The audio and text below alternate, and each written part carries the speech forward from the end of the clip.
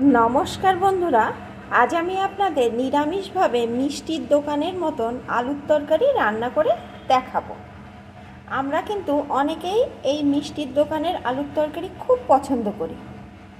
एखन एई आलुर तरकारी यदि बाड़ीतेई बानिये नेওয়া যায় ताहले किन्तु खूबই सुविधा हय।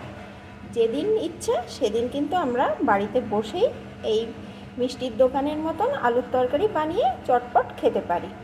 और ये रान्नाटा किन्तु एकदम अल्प समय खूब सहज भावे हो जाए। शुधुमात्र पारफेक्ट भावे जिनिसगुलो यदि आपनारा दिए रान्नाटा करें। ताई आज आमी आपनादेर एई मिष्टिर दोकानेर मिष्टि मिष्टि आलुर तरकारी रेसिपिटी शेयर करब। प्लिज बंधुरा रेसिपिटी एकटा लाइक दिए फुल वाच करबेन, ना होले किन्तु बुझते पारबेन ना। रान्नार जोन्नो एखाने आमी दुटो बड़ो साइजेर आलू खोसा छाड़िए टुकरो टुकरो करे केटे निয়েছি। আমার লোক সংখ্যা অনুযায়ী আমি এখানে আলুটা নিয়ে নিয়েছি। আপনাদের লোক সংখ্যা অনুযায়ী আপনারা আলুটা নিয়ে নেবেন।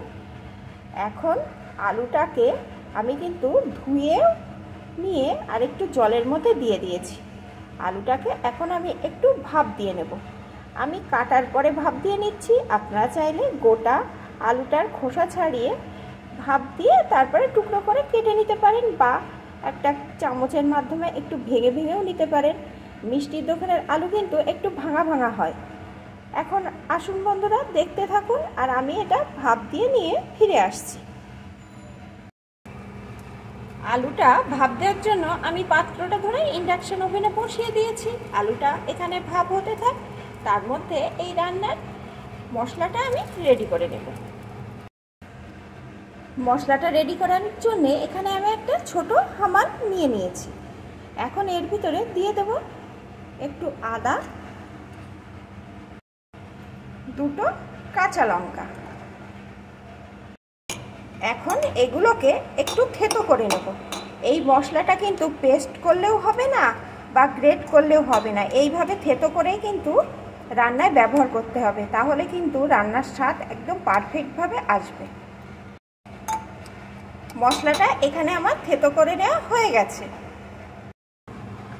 মশলাটা রেডি করতে করতে আলুটাও কিন্তু ভাপ দিয়ে নেওয়া হয়ে গেছে। এখন আলুটাকে আমি জল থেকে সেঁকে একটা পাত্রে তুলে নেব। রান্নার জন্যে আমি কড়াইয়ে পরিমাণ মতো সর্ষের তেল বসিয়ে দিয়েছি। তেলটাকে ভালো রকম গরম করে নিয়েছি। এখন এর ভিতরে ফোড়নে দিয়ে দেব একটা শুকনো লঙ্কা, কিছুটা পাঁচ ফোড়ন।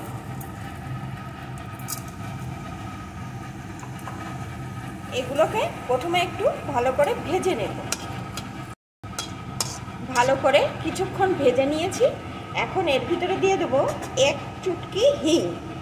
যেহেতু নিরামিষ রান্না, একটু হিংটা দেওয়ার পর সাথে সাথেই আমি থেতো করা আদা কাঁচা লঙ্কাটা দিয়ে দেব।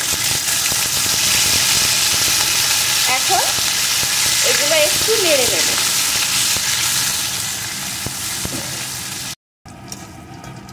একটু নাড়িয়ে নিয়ে এর ভিতরে দিয়ে দেব একটা টমেটো কুচি। টমেটো কুচিটা একটু নাড়িয়ে নেব। টমেটো কুচিও আমি একটু নাড়িয়ে নিয়েছি। এখন ভাপ দিয়ে রাখা আলুটা দিয়ে দেব। আলুর সাথেই দিয়ে দেব সামান্য একটু হলুদ গুঁড়ো। এই রান্নায় কিন্তু হলুদ খুব কম পরিমাণে ব্যবহার হয়। একটু লঙ্কা গুঁড়ো, পরিমাণ মতো লবণ, একটু চিনি। যেহেতু মিষ্টি মিষ্টি হয় তরকারিটা, তাই একটু চিনি দিয়ে দিলাম। এখন সব কিছুর সাথে আলুটাকে কিছুক্ষণ কষিয়ে নেব। ভালো করে বেশ কিছুক্ষণ আমি আলুটাও কিন্তু কষিয়ে নিয়েছি। এখন আমি এর ভিতরে দিয়ে দেবো পরিমাণ মতো জল। খুব বেশি জল লাগবে না, কারণ আগে থাকতে ভাপ দেওয়া আছে।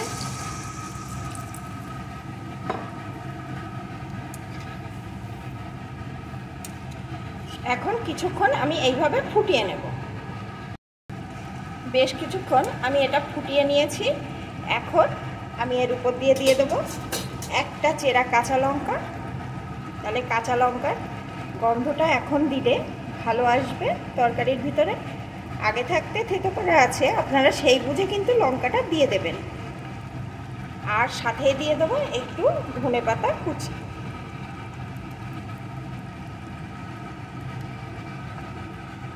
একটু মিশিয়ে নেব। দেখুন বন্ধুরা কতটা লোভনীয় হয়েছে, আর একদম মিষ্টির দোকানের আলুর তরকারির মতো গন্ধ উঠে আসছে, আর খেতেও কিন্তু অসাধারণ হয়েছে। আপনারা একটু টেস্ট করে এই সময় দেখে নেবেন লবণ মিষ্টিটা কেমন আছে। আমি টেস্ট করে দেখে নিয়েছি, আমার একদম পারফেক্ট হয়েছে। এখন নামিয়ে নেব। বন্ধুরা দেখেছেন মিষ্টির দোকানের মতো আলুর তরকারি বানানো কতটা সোজা। তবে বন্ধুরা আমি এখানে শুধু আলু দিয়ে বানালাম, আপনারা চাইলে এর মধ্যে বুটের ডালও কয়েকটা দিয়ে দিতে পারেন। তবে ডালটা আগে থাকতে একটু ভিজিয়ে রাখবেন, তাহলে রান্নাটা আলুর সাথে সাথেই হয়ে যাবে।